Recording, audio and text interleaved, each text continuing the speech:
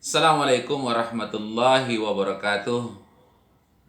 Alhamdulillah kita masih bisa ketemu dalam berbagi ilmu ini karena kata Rasulullah sallallahu alaihi wasallam, "Talabul ilmi faridatun ala kullil muslimin wal muslimat."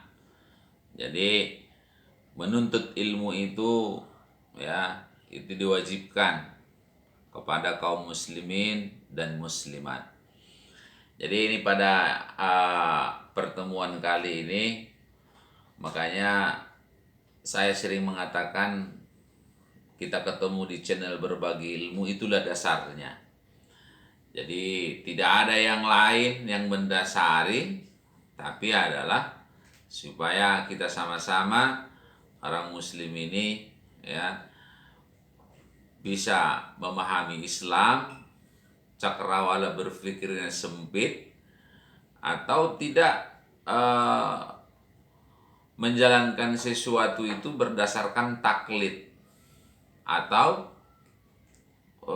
tidak tahu dalilnya. Nah, tapi ini saya berharap kita kaum muslim ini mengerti dan paham ketika kita menjalankan sesuatu itu kita paham mana dasarnya. Kalau dalam bahasa fikihnya disebut dengan ittiba. Jadi ini yang makanya kita memahami Islam itu perlu dengan banyak membaca buku, banyak mendengarkan tausiah-tausiah agama. Nah, insya Allah itu akan lebih memahami tentang masalah ajaran agama Islam. Oke, tidak panjang lebar. Nih saya menyampaikan sebuah ayat Allah Subhanahu wa taala dalam surat Al-Maidah. Saya ambil ujungnya saja ya. Karena ini nanti yang akan kita bahas bahwa dalam ayat ini ada mengandung namanya hukum fikih ya. Kenapa ada mengandung namanya hukum fikih di sana?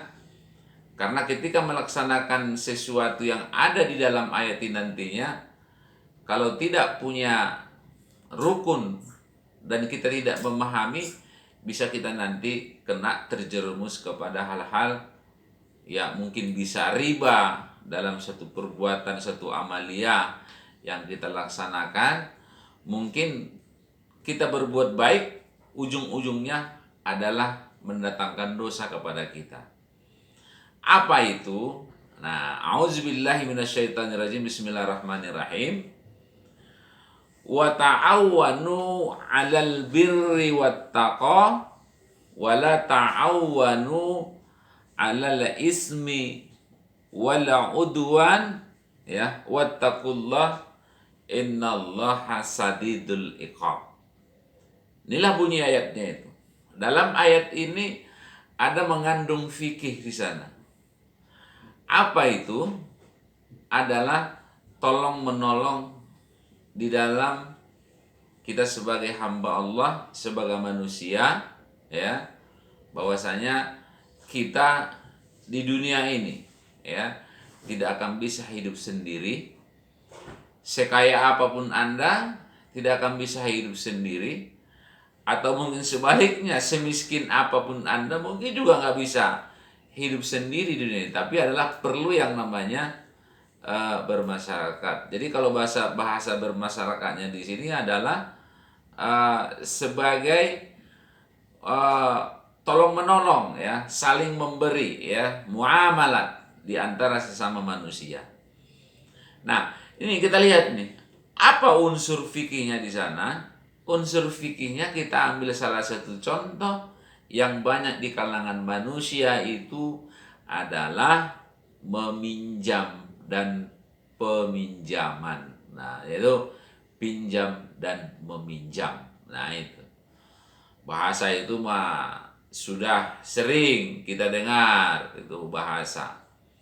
Masih SD kita sering kita pinjam dong pulpennya, pinjam dong bukunya. Nah, itu di SD itu. Di SMP naik lagi, pinjam dong. Minjam duit dong. Nah, gitu. Mau jajan. Karena kebetulan dari rumah nggak bawa duit.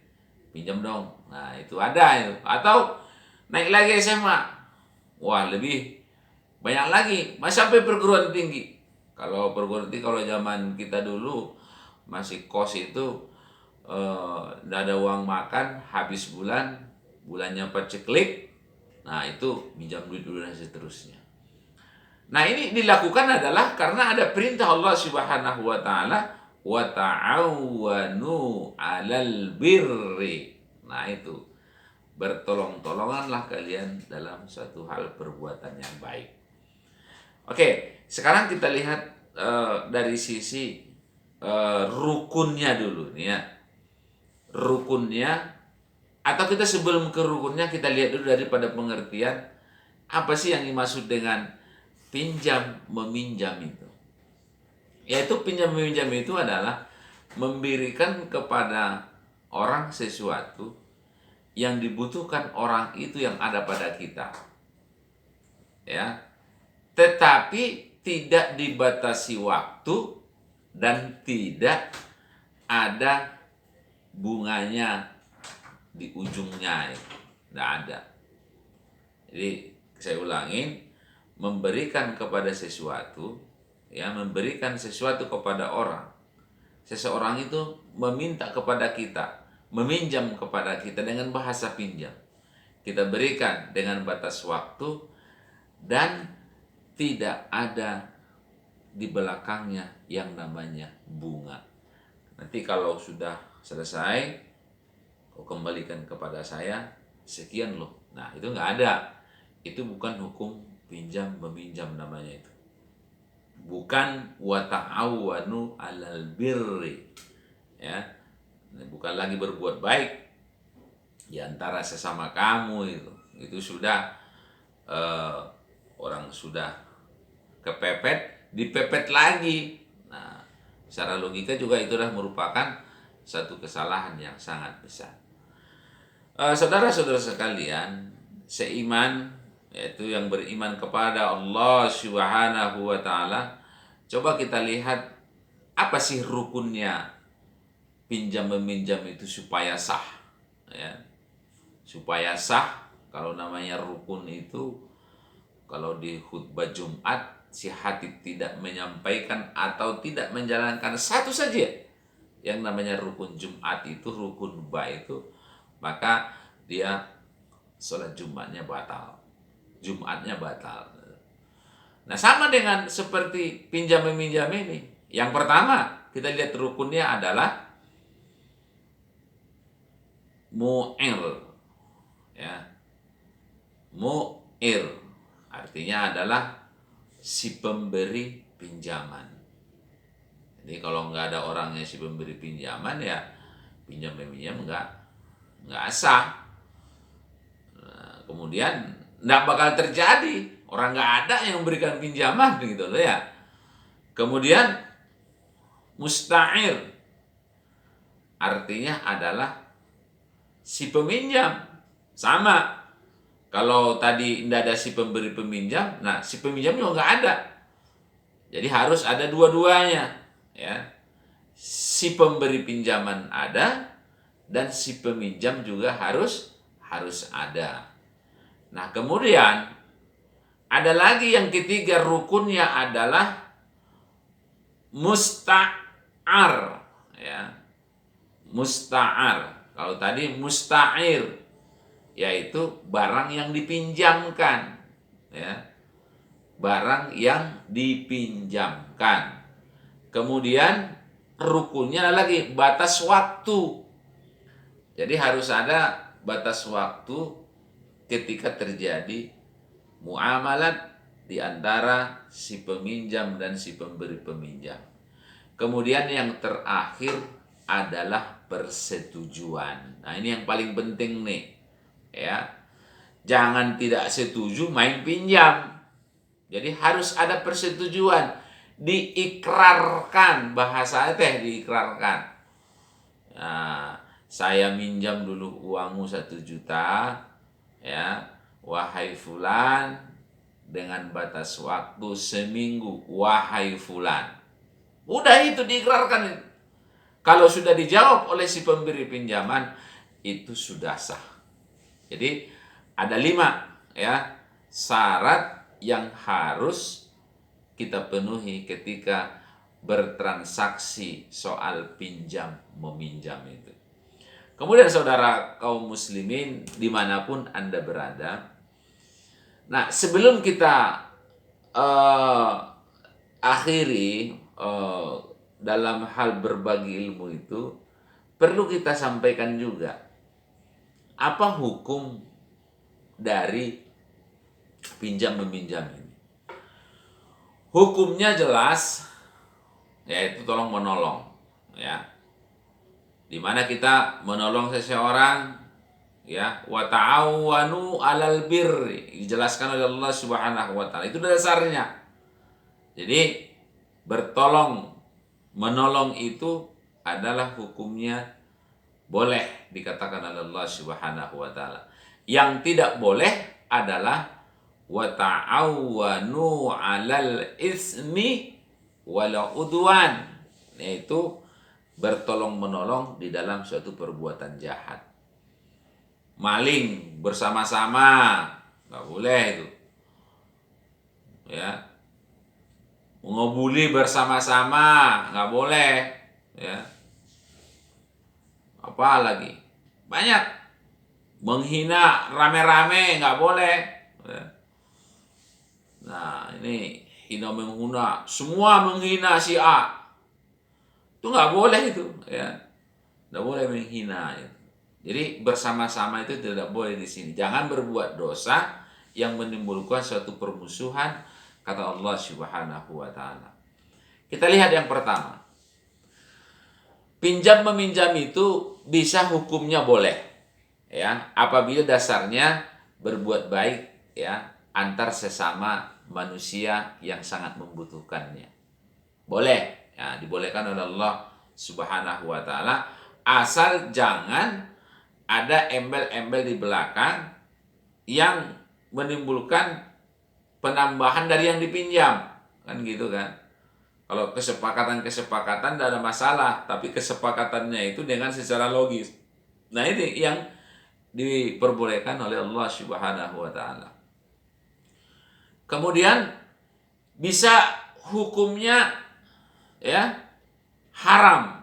Bisa. Kenapa dikatakan pinjam meminjam itu hukumnya adalah haram? Karena ketika dia meminjam barangmu, ya, dia mau pergi mencuri, ya, dia pakai barang untuk mencuri, itu adalah haram. Hati-hati, sekarang banyak orang-orang seperti itu, apalagi sekarang ini remaji sekarang ini nongkrong di mana-mana, pinjam-pinjam motor dan segala macam, ternyata dia untuk mengedarkan narkoba. Iya, kadang-kadang dia pinjam motor temannya, ya karena temannya ini adalah baik, ya, ternyata dia bawa untuk berbuat zina atau tawuran dan segala macam. Itu maka hukumnya jatuh di dalam pinjam meminjam itu haram.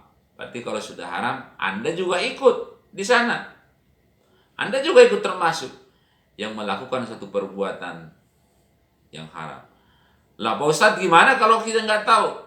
Nah, itulah yang persoalan.